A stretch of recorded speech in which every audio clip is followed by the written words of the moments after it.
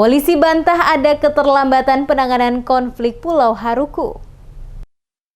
Pihak kepolisian daerah Maluku membantah adanya keterlambatan dalam penanganan konflik di perbatasan antar dua negeri, yakni Aboru dan Hulaliu, yang mengakibatkan kembalinya jatuh korban tewas akibat ditembak oleh orang tidak dikenal. Pernyataan ini disampaikan Kabid Humas Polda Maluku Muhammad Rum Ohoirat, menyikapi adanya berbagai komentar dari masyarakat yang menilai polisi kembali terlambat menyikapi aksi penembakan atas salah satu warga Hulaliu sehingga insiden yang sama kembali terulang.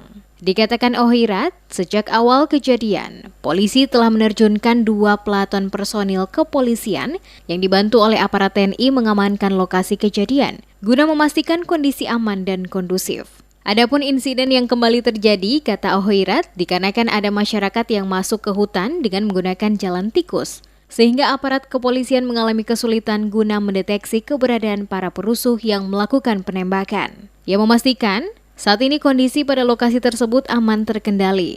Sejumlah petinggi aparat kepolisian sementara berada pada lokasi tersebut.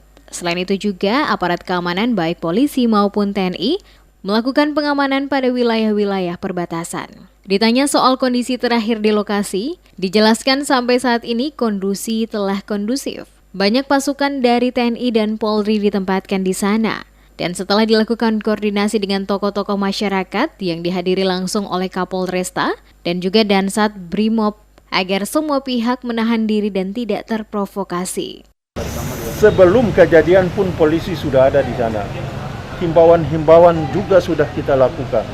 Ya, himbauan-himbauan juga sudah kita lakukan. Jadi kalau masih ada penilaian bahwa terlambat ya terserahlah. Tapi yang jelasnya pasukan kita sudah ada di sana sebelum kejadian. Sebelum kejadian pun ada Dirkrim sudah ada di sana. Ada beberapa pejabat Wadansat Brimob juga Wadanyon Brimob juga sudah ada di sana.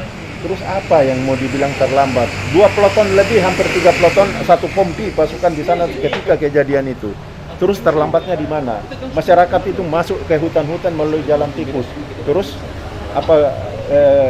dan yang mengetahui jalan tikus itu adalah masyarakat sendiri. Ini yang susah.